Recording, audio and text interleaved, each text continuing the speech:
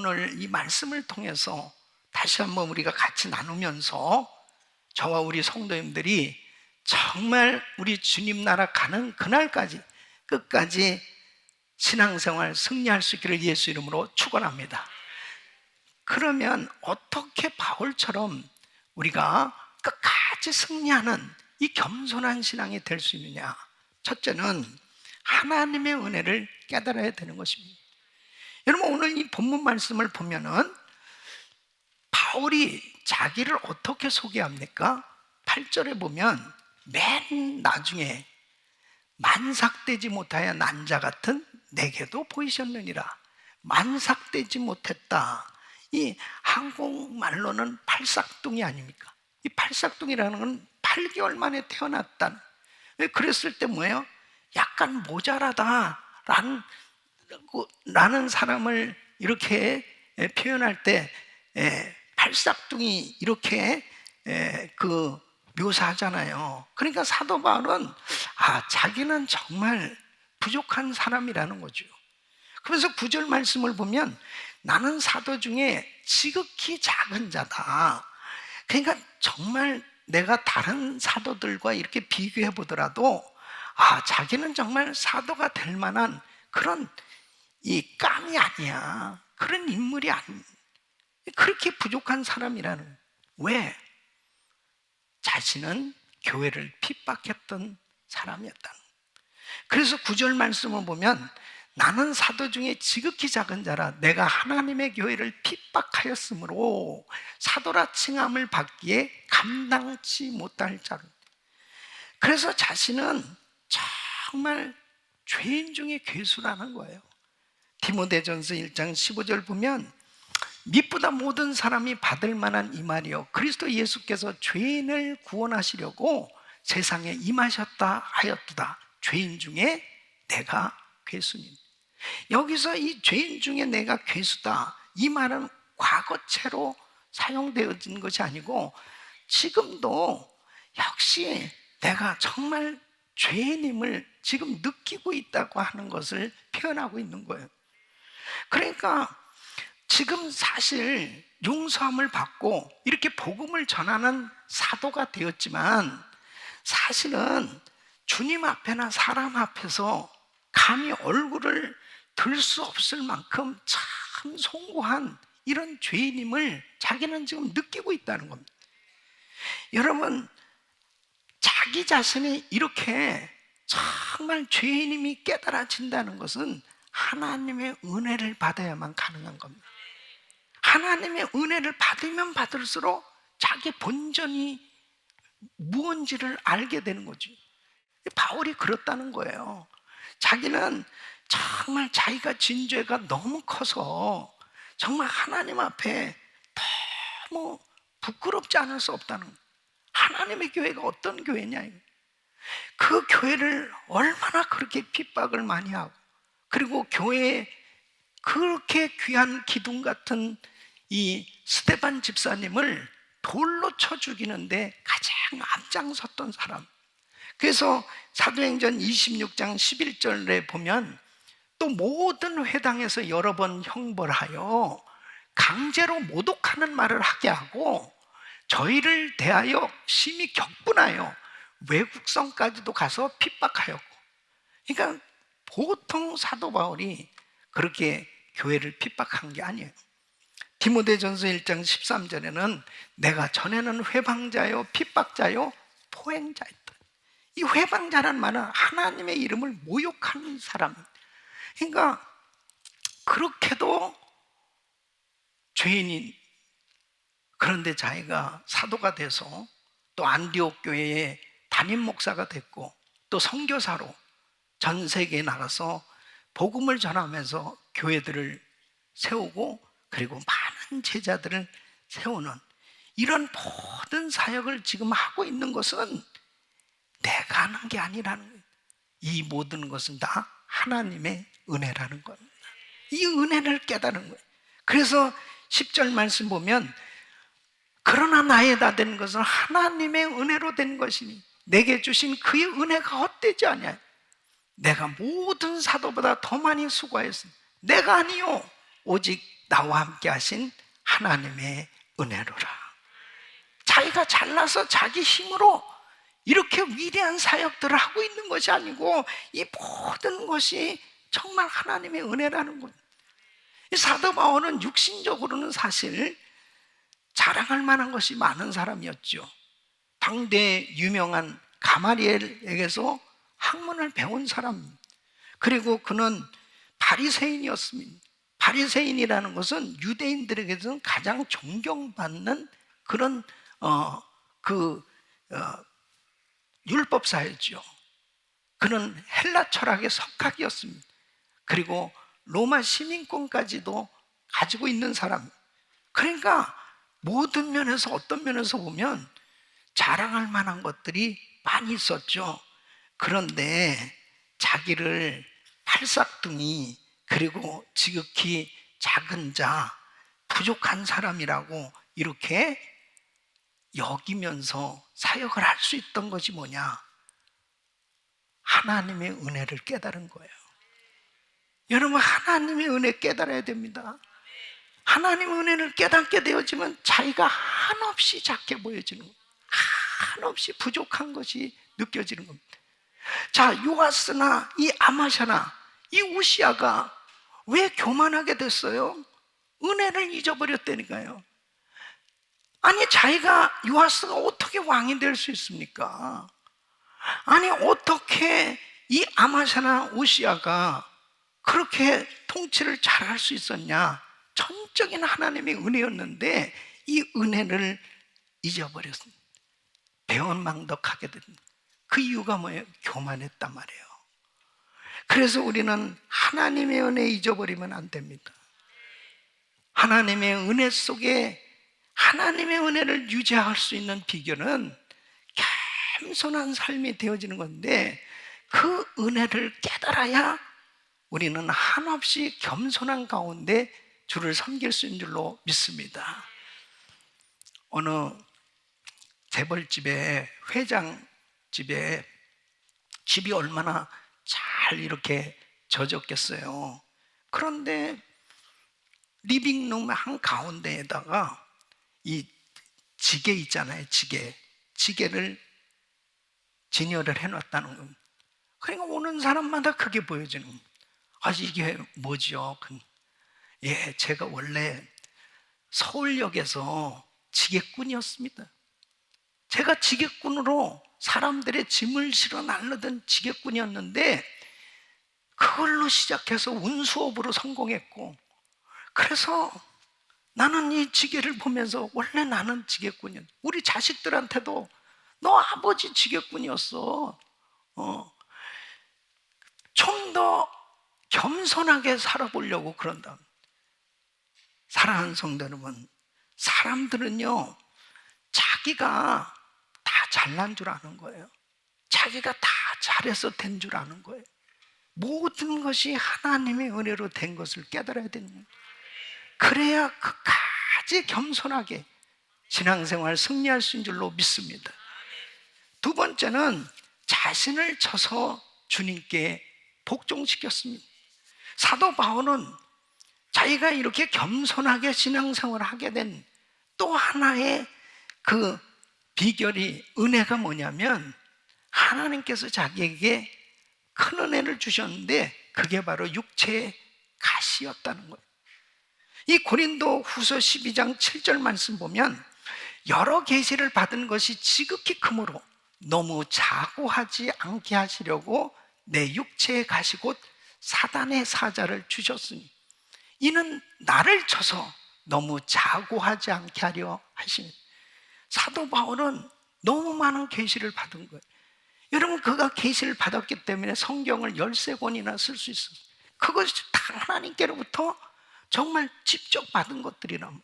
그리고 은사를 엄청나게 받았습니다.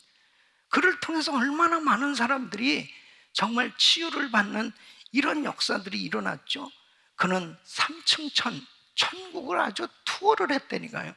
그렇게 어마어마한 은혜를 받은 사람이 몇 명이나 되겠습니까? 그런데 이 바울에게 늘 자기를 괴롭히는 이 가시가 있었습니다. 이 가시는 성경학자들은 어떤 사람은 눈병이라고 그러기도 하고 어떤 사람은 안질이라고도 그러는 거예요. 그럼 여러분, 목사가 매일 이 눈병이 낫지 않는 가운데 지내면요 얼마나 불편합니다. 성경은 읽을 수가 있어요. 뭐 책을 매일 읽어야 되는데 얼마나 불편하겠습니까? 또 간질은, 요즘은 그렇게 간질 환자들이 많지 않지만 과거에는 간질 환자들이 많이 있어요. 그러면 갑자기 거품을 물고 막 쓰러지는 거예요. 예? 얼마나 많은 능력과 은사를 받은 이 바울, 교만해지기 쉬운 사람이죠. 예? 너무너무 교만해질 수밖에 없는 그런 소질이 다분히 있는데, 자기에게 있어서 이런 육체의 가시가 있으니까 주님을 의지하지 않으면 안 되는 거예요. 예? 그러니까 고린도후서 12장 10절에 보면, 그러므로 내가 그리스도를 위하여 약한 것들과 능욕과 궁핍과 핍박과 곤란을 기뻐하노니 이는 내가 약할 그때에 곧 강함이니라. 자기가 깨닫는 거예요. 아, 하나님이 이렇게 육체의 가시를 주, 주님을 의지하야만 살아갈 수밖에 없는, 너무 자기의 이 약한 것, 이것 때문에 깨닫게 된 것이 뭐냐면, 아, 하나님이 내게 주신 이 귀한 은사들을 계속 은혜를 유지할 수 있는 비결이 여기에 있구나. 그래서 고린도후서 12장 9절에 내게 이르기를 내 은혜가 내게 족하도다. 이는 내 능력이 약한 데서 온전하여짐이라 하신지. 그러니까 하나님의 그 은혜를 받고 깨닫게 되어진 이 육체의 가시도 곧 이것이 하나님의 은혜라는 사실, 이것을 깨닫게 되니까 그는 오히려 기뻐했다고 그럽니다. 그래서 고린도후서 12장 9절에 이러므로 도리어 크게 기뻐함으로 나의 여러 약한 것들에 대하여 자랑하니 이는 그리스도의 능력으로 내게 머물게 하려 함이라. 그래서 사도 바울은 정말 자기의 약한 것을 자랑한, 자기의 연약함, 이 육체의 가시 때문에 하나님의 은혜를 더 사모하고 주님을 더 의지할 수밖에 없는, 자기가 교만해질 수가 없는 거예요. 여러분, 이렇게 말씀 전하다가 때가 갑자기 막 간질이 막 드러나가지고 쓰러졌다고 한번 생각해 보세요. 그러면 바울이 말씀 전하면서도 주여 이 발작이 일어나지 않게 해주세요 그러면서 그렇게 조마조마하게 기도하면서 얼마나 간절히 하나님을 의지하면서 말씀을 전했겠냐고. 예? 그걸 깨달은 거예요. 아, 내가 자랑할 것은 나의 약한 것을 자랑할 것이다. 사랑하는 성도 여러분, 그래서 바울은 십자가만 자랑하기로 작정한 겁니다. 갈라디아서 6장 14절 말씀, 그러나 내게는 우리 주 예수 그리스도의 십자가 외에 결코 자랑할 것이 없어.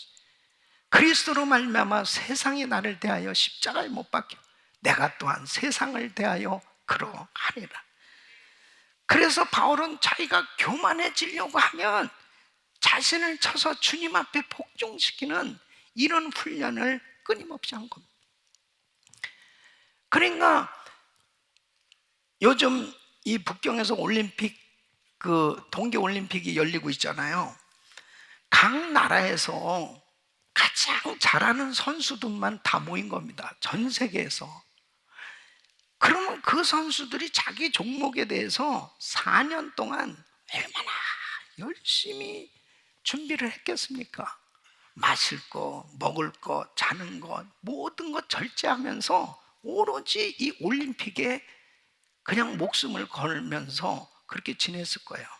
그래서 고린도전서 9장 25절로 26절 보면 이기기를 다투는 자마다 모든 일에 절제하나니 저희는 썩을 면류관을 얻고자 하되 우리는 썩지 아니할 것을 얻고자 하노라. 그러므로 내가 다름질하기를 향방 없는 것 같지 아니하고 싸우기를 허공을 치는 것 같지 아니하. 사랑하는 성도님, 신앙은 전투인 거예요. 그래서 자신을 쳐서 주님 앞에 복종시키는 이런 자기의 절제가 얼마나 중요한지 이루 말할 수 없습니다. 나도 모르는 사이에 저절로 교만해진다니까요. 예? 여러분, 교만하려고 노력 안 해도 됩니다. 교만은 노력을 안 해도 그냥 저절로 교만해진다니까. 모든 인간은요, 저절로 가만히 있으면 그냥 저절로 교만해져요. 왜? 인류의 시조인 아담과 하와가 선악과를 먹은 게요, 바로 사탄 마귀가 교만을 가져다 준 겁니다. 그러니까 인간은 그냥 교만해야 되니까. 인간은 예수님을 만나서 주님의 은혜를 받아야 겸손해지는 거지. 여러분, 절대로 인간은 겸손해질 그냥 교만하다니까. 그래서 바울은 고린도전서 9장 27절 보면, 내가 내 몸을 쳐 복종하게 하면 내가 남에게 전판 후에 자기가 도리어 버림이 될까 두려워함이라. 예?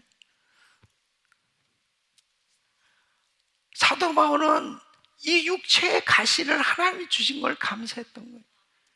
그리고 자기가 끊임없이, 이 육체는 끊임없이 이 교만 덩어리라, 이게 교만 덩어리. 그래서 내 자신을 쳐서 자꾸 주님 앞에 복종시키는, 나는 날마다 죽노라, 예수로 날마다 죽어야만 겸손할 수 있다니까요. 그러니까 하나님 앞에 한순간도 엎드리지 않으면 안 되는 거예요. 주님이 해주셔야 되는 일이지 주님이 하시지 않으면 안 되는 거예요. 무슨 목을 쳐들고 교만할 수가 있겠냐고요. 때로는 우리에게 고난을 허락하실 때가 있습니다. 근데 그 고난을 통해서 자신이 겸손해진다면 그 고난이 축복인 거예요. 그러나 고난을 당했음에도 불구하고 계속해서 교만하다면 구제불능입니다. 진짜 구제불능인 거예요.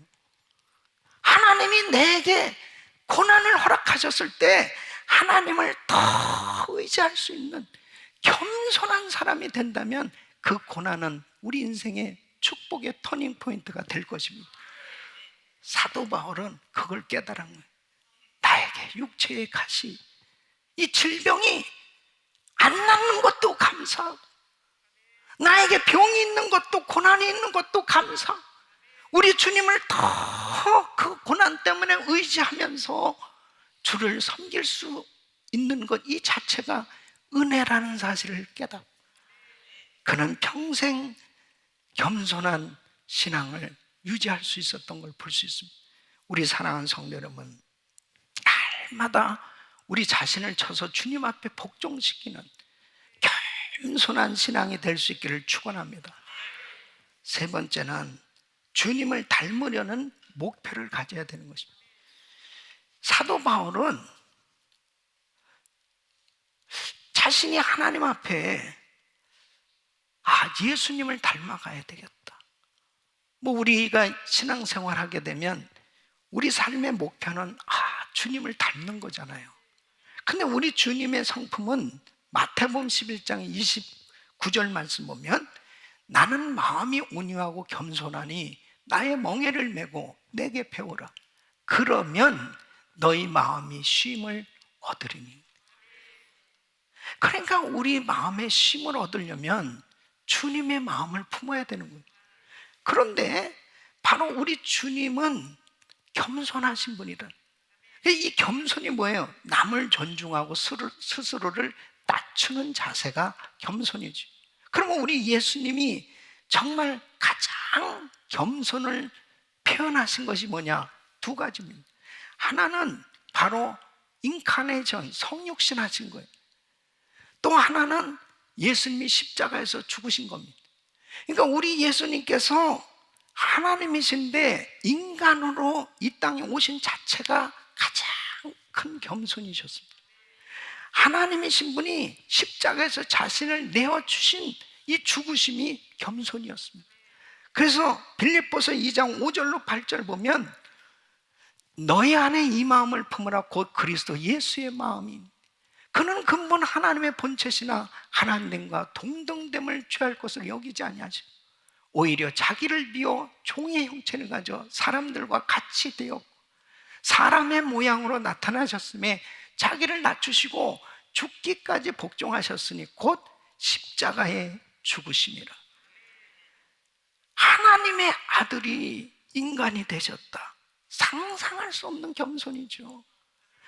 하나님의 아들이 죄 없으신 하나님이 죄인된 인간을 위해서 자신의 목숨을 내어주셨다. 가장 큰 겸손이었습니다. 사랑하는 성도 여러분, 바로 우리 예수님께서 이렇게 겸손하셨던 것처럼 바로 저와 여러분은 주님을 닮아가는 이런 겸손이 있어야 될 줄로 믿습니다. 그래서 베드로전서 5장 6절에 이렇게 말씀하십니다. 하나님의 능하신 손 안에서 겸손하라. 때가 되면 너희를 높이시리라. 예수님의 제자들 보세요. 예수님하고 같이 지내면서 그렇게 주님께로부터 훈련 받으면서도 다 교만했습니다. 예수님하고 같이 사역하러 다니면서도 길거리에서 또 서로 싸우는 거예요. 서로 누가 높냐고.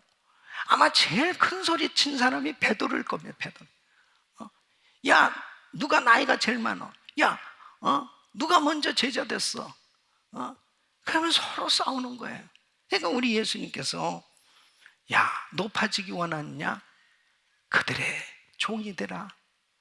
으뜸이 되기 원하느냐? 그들을 섬기는 자가 되라. 어느 날 예수님이 제자들에게 충격이었죠. 허리에 수건을 덩이시고 제자들의 발을 씻겨주시는 겁니다. 베드로부터 놀래서 아니 왜 이러시느냐고. 바로 우리 주님은 자신을 낮추심으로 겸손의 모습으로 제자들을 섬기시면서 너희들도 이와 같이 하라는 거예요. 같이 되어주고 남을 나보다 낮게 여기는 그러한 삶의 모습이 되어지는 것, 이것이 바로 겸손입니다. 그래서 예수님께서 제자로 부르시면서 이렇게 말씀해요. 마태복음 16장 24절에 보면 예수께서 제자들에게 있을 때 아무든지 나를 따라오려거든 자기를 부인하고 자기 십자가를 지고 나를 쫓을 것입니다. 그러니까 자기를 부인하고 십자가를 치는 누가 그렇게 할 수 있냐고요. 겸손하지 않으면 십자가 질 수 없는 거예요. 겸손하지 않으면 십자가 질 수 없는 거예요. 여러분, 저와 우리 성도님들은 이 시간 한번 생각해 보세요. 나는 진짜 겸손한가? 나는 정말 겸손한가? 그러니까 바울은 에베소 교인들에게 에베소서 4장 13절이 이렇게 말씀하십니다. 에베소 4장 13절 보면 우리가 다 하나님의 아들을 믿는 것과 아는 일에 하나가 되어 온전한 사람을 이루어 그리스도의 장성한 분량이 충만한 데까지 이르르니, 바로 그리스도의 장성한 분량이 충만한 데까지 이르도록 주님을 닮아가도록 노력하라는 거예요. 에베소서 4장 15절 보면 오직 사랑 안에서 참된 것을 하여 범사에 그에게까지 자랄지라. 그는 머리니 곧 그리스도라. 그리스도의 머리, 바로 그에게까지 자랄지라. 목표는 주님을 닮아가는 거예요. 근데 주님을 닮는 그 모습 가운데 열매가 겸손인 거예요. 겸손. 저는 양육과정 다 끝냈습니다. 저는 지도자반까지 다 끝냈습니다. 그럼 겸손해야지. 그러니까 양육과정을 받는 그 이유는 예수님 닮아가기 위해서예요. 예? 지식적으로 내가 얼만큼 성경을 많이 아느냐, 그게 중요한 게 아니고 예수님을 닮아가는 게 우리의 성경 공부하는 목표라니까요.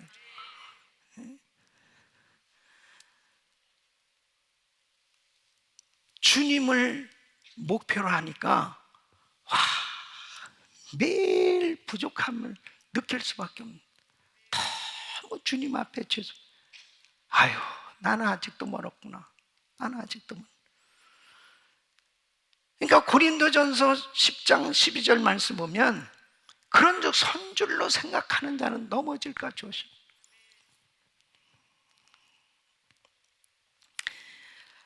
신앙생활을 더 오래 하면 할수록 더 겸손해져야 된다. 전도와 선교는 겸손해야 열매가 맺어지는 거지. 선교사가 선교지 가서 교만한데 무슨 선교가 되겠습니까?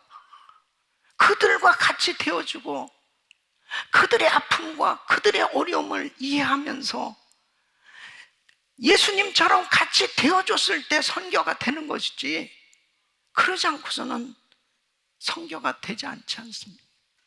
겸손할 때 모든 사역이 열매가 맺어집니다. 우리 부서나 우리 가정교회, 우리 그룹도 역시 마찬가지입니다.